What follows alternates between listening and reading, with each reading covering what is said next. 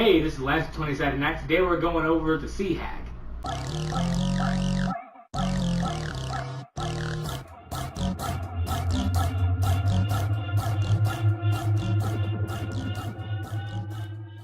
Today we're going over the Sea Hag on this month's Creature Feature.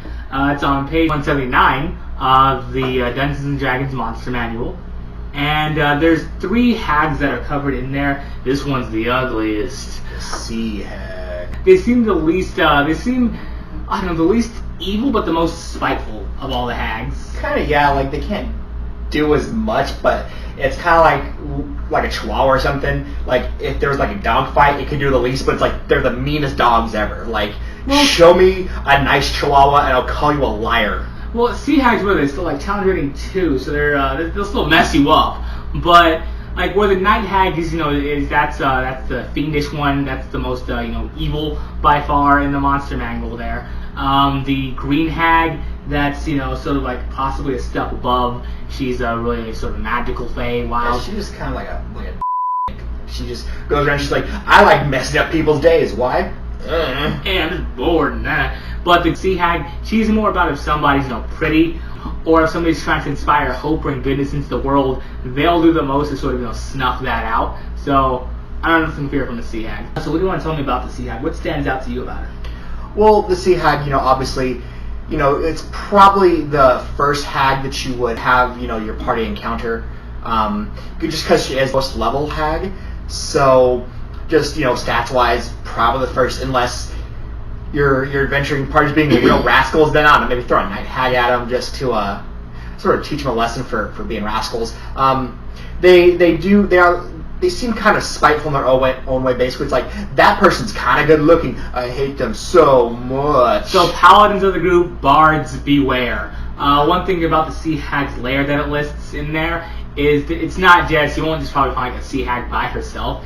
It's with different things like marrow, for example, are like fiendishly touched cursed merfolk. She may have things, a few sea elves that she has gripped mentally and using them as not vassals but of minions. Yeah, but also it's an elf, so it's probably not that hard to dominate an elf. It's just, hey you, come on. Yeah. And then they're pretty weak-willed and stupid, so. Yeah, I take that, elves. So for a Sea Hag's lair, really any hag's lair, they're pretty intelligent, and so she's probably not going to be alone. One good thing about both hags and marrows is that they're both over, they both like to claim treasure and keep it there. So that can be a nice reward for your group. Yeah. Get into that horde. But a little bit about their horde, it is gross. What they do is they keep things like, the marrow, I know they keep like bodies and whatnot stringed together to show territory. Hags will probably do things like deface statues or pieces of art that they have defiled. Yeah, they're particularly proud of the defiling.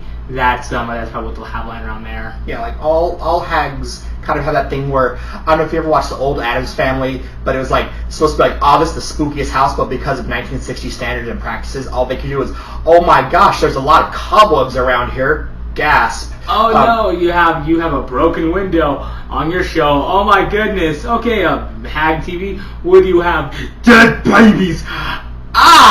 Yeah, so it would be kind of like what you'd see from the other 2 hags, but soggy and moist. Yeah.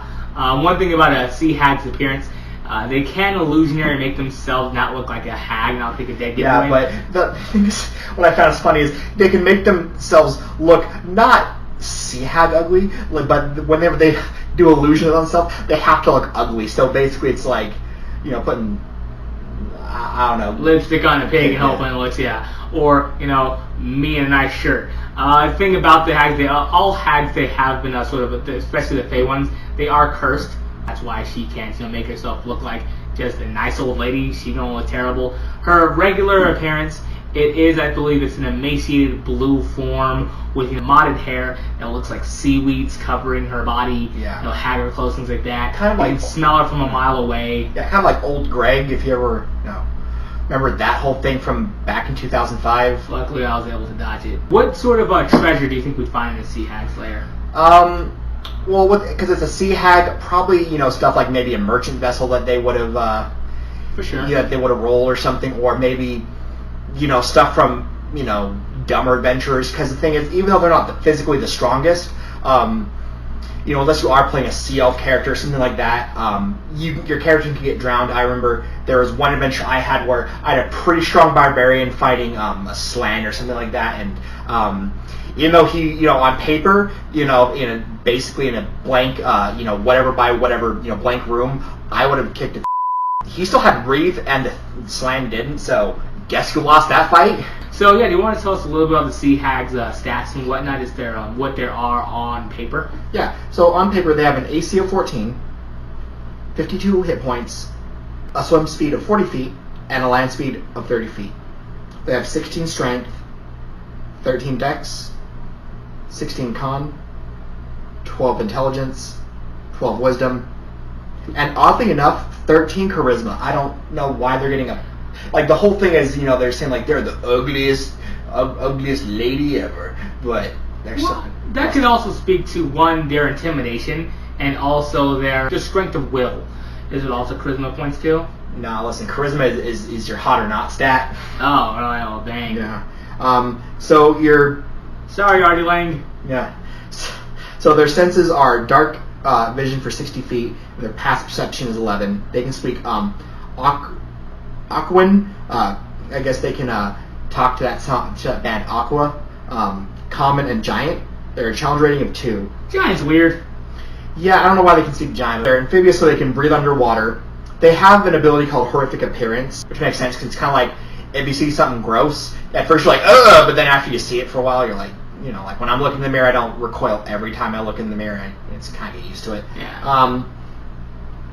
And unless they're surprised by, seeing the hag, turn to hag, like maybe it's like, oh, look, we're just helping just out this, this really ugly old lady, and they go like, haha, I'm a sea hag. Then they can sort of look away, but then they'll still have disadvantage when attacking, because they'll be, not looking at it. And one way I like to deal with this is because there is going to be a fair amount of metagaming with, like, oh, well, they'll see on the board, it's like, okay, well, I can't see, so I'll just move forward this many feet to attack it. And, one thing I like to do is either, there's different ways I've seen people, roll for, blindness, and you can look that up, it's however you want to do it. But one way I like doing it is either, having the player, just tell them, okay, they can't look at the board where their miniatures are, or, just having them turn around.